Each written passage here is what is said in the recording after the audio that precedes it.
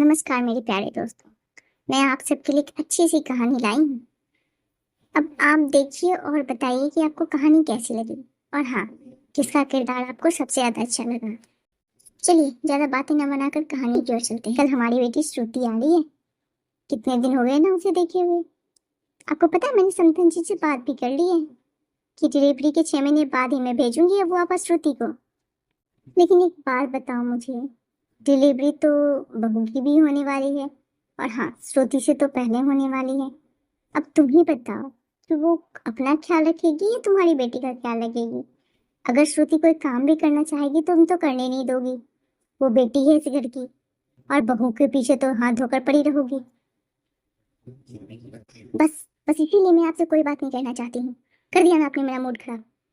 मैं चाहती हूँ कि श्रुति का पहला बच्चा यहाँ हो तो यहीं होगा। और जहां तक बात रही बहू की काम की, तो करेगी वो, नहीं तो और कौन करेगा। वो इस घर की बहू है और उसका फर्ज है कि हम सबका ख्याल रखे। राघव की माँ, एक बात कहूँ, अगर तुम मानो तो बहू को भी उसके मायके भेज दो। उसकी भी माँ ने तो कॉल किया था, उसे बुलाया था, तब तो तुम जाने नहीं थी। उस बेचारी का भी तो मन है कि मैं अपनी माँ के पास जाऊं, पहला बच्चा मेरा अपने मायके में हो। ये आप कैसी बातें कर रहे हैं। बहू अपने मायके चली जाएगी तो मेरी बेटी का ख्याल कौन रखेगा और हम सबका ख्याल कौन रखेगा। अरे वो बहू है, वो करेगी सब काम, उसका फर्ज है। महारानी को अब तक बेड पर पड़ी हुई है, थोड़ी भी चिंता है, ननद आने वाली है। अरे ओ बहू, उठ, कितना सोएगी। अरे मम्मी जी आप।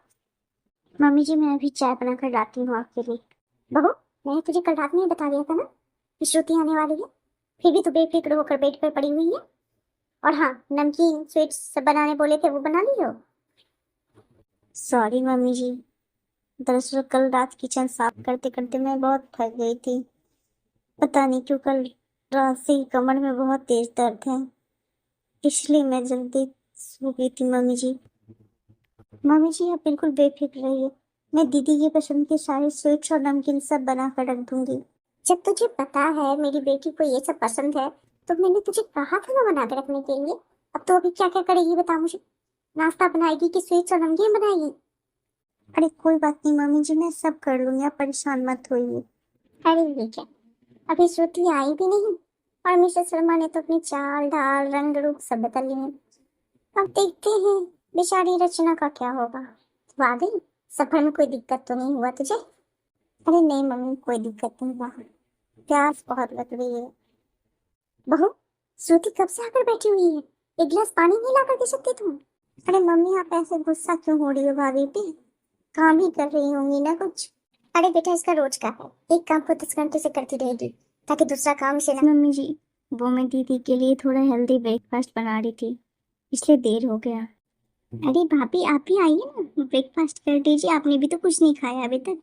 अरे बेटा तू नाश्ता कर ले, तू थक कर आई है। वो तो घर में ही थी, कौन सा पहाड़ फोड़ रही थी, खा लेगी कुछ। मम्मी आप ये कैसे बातें कर रही हैं। अरे दीदी मम्मी जी तो बिल्कुल सही कह रही हैं, आप थक कर आई हैं, आप नाश्ता कर लीजिए, मैं तो घर में ही थी ना, खा लूंगी मैं बाद में। और सुन, दोपहर में 2-3 तरह की सब्जी, चावल दाल रायता सब मेरी बेटी के लिए बनाना। और हाँ, छत पे धूप बहुत तेज है, जाके एक पापड़ और अचार डाल दे छत पे।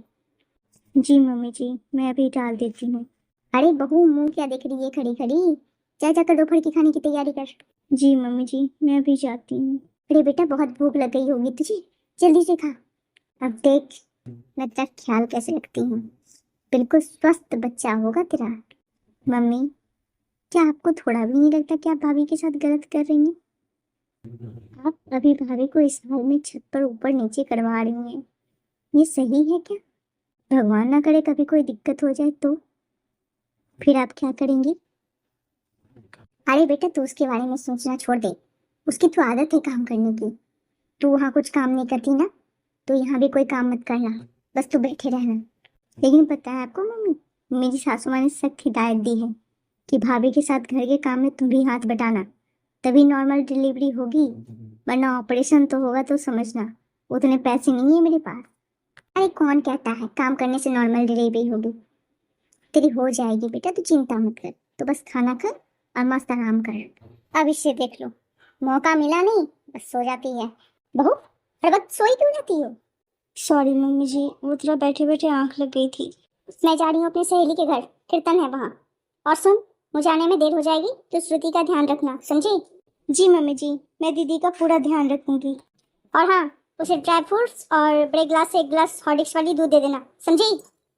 मम्मी जी, वो थोड़ी मुझे भी कमजोरी महसूस हो रही है, तो क्या मैं भी 1 गिलास दूध पी लूंगी? बहू, तो सुबह ही दूध पिए है ना, और फिर दोबारा दूध पिएगी तो श्रुति के लिए कम पड़ जाएंगे ना। मम्मी जी, मेरे साथ हमेशा ऐसे क्यों करती हैं? मैं भी तो प्रेग्नेंट हूँ, हर बार वो ये क्यों भूल जाती हैं? भाभी, मुझे पता है मम्मी आपके साथ अच्छा बिहेव नहीं करती, लेकिन छोड़िए, मम्मी की बातों को दिल से मत लीजिए। चलिए, दूध पी लीजिए आप ही। दीदी, आप तो सो रही थी ना? भाभी, आप भी दूध पीजिए, बहुत कमजोर हो गई हैं। मेरा ख्याल रखते रखते आप तो अपने बारे में भूल ही गई हैं कि आप भी प्रेग्नेंट हैं भाभी। लेकिन दीदी, अगर मम्मी जी ने देख लिया कि मैं दूध पी रही हूँ तो बहुत गुस्सा होंगी वो। भाभी, अब जल्दी से मिल्क फिनिश कीजिए, वरना अगर मम्मी आ गई ना तो घर को सर पे उठा लेंगी। आप कितनी अच्छी हैं दीदी, आप मेरा कितना ख्याल रखती हैं। काश मम्मी जी भी। आप बिल्कुल दुखी मत होइए भाभी, एक दिन वो भी आएगा जब मम्मी आपको बहू नहीं बेटी समझेगी। काश दीदी ऐसा ही हो। अरे ये तो श्रुति की आवाज है। श्रुति?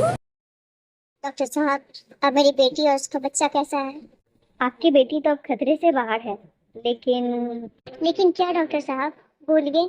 गिरने के कारण आपकी बेटी का मिसकैरेज हो गया। ये भगवान, मेरी बेटी अच्छी तरह है। जैसा बीज बोओगे फल भी वैसा ही मिलेगा।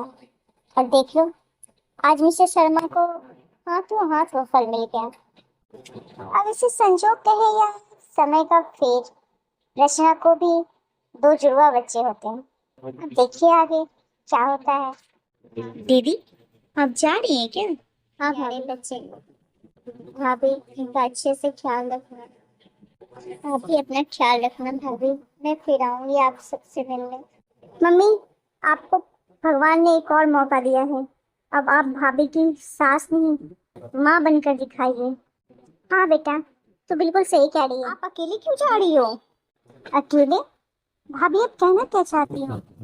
दीदी, आप शायद अपने बच्चे को भूल रही हैं। मेरा बच्चा? भाभी, आप ये क्या कह रही हैं? आप दिल की बहुत अच्छी हैं दीदी, इसलिए शायद भगवान ने मुझे ये मौका दिया ताकि मैं आपकी भी गोद भर सकूं। भाभी, मैं आपका ये एहसान कभी नहीं चुका सकती।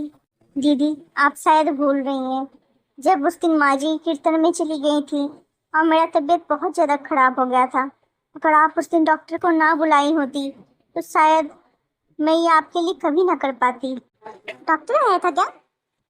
हाँ मम्मी जी, उस दिन जब आप कीर्तन में चली गई तो पीछे से मेरी तबीयत बहुत खराब हो गई और दीदी उस दिन डॉक्टर को बुलाई और डॉक्टर के ट्रीटमेंट के बाद ही मैं ठीक हो पाई थी। और पता है, दीदी मेरा सुबह शाम बहुत ख्याल रखती थी। आप जो दीदी के लिए फ्रूट्स, ड्राई फ्रूट्स और मिल्क लाती थी ना मम्मी जी, दीदी चुपके से मुझे भी खिलाया करती थी, तभी जाकर मेरा दोनों बच्चा स्वस्थ हुआ है। डॉक्टर ने तो जवाब ही दे दिया था उस दिन। दीदी, बस आप चुप हो जाइए, अब हम लोगों के रोने के दिन गए। मुझे माफ कर दे बेटा, मुझसे बहुत बड़ी गलती हो गई। मम्मी जी, जो हुआ वो भूल जाइए, अब नई जिंदगी की शुरुआत नए सिरे से करते हैं। तो बिल्कुल सही कह रही है बहू, भगवान तेरी जैसी बहू सबको दे। आज मैं सच में बहुत खुश हूँ, आज मैं नानी और दादी दोनों साथ में बन गई। दोस्तों, आपको हमारी कहानी कैसी लगी? अगर अच्छी लगी हो तो कमेंट में जरूर से बताइए। और हाँ, किसका किरदार आपको सबसे ज्यादा अच्छा लगा ये भी बताइएगा। और हमारे चैनल को सब्सक्राइब करिए।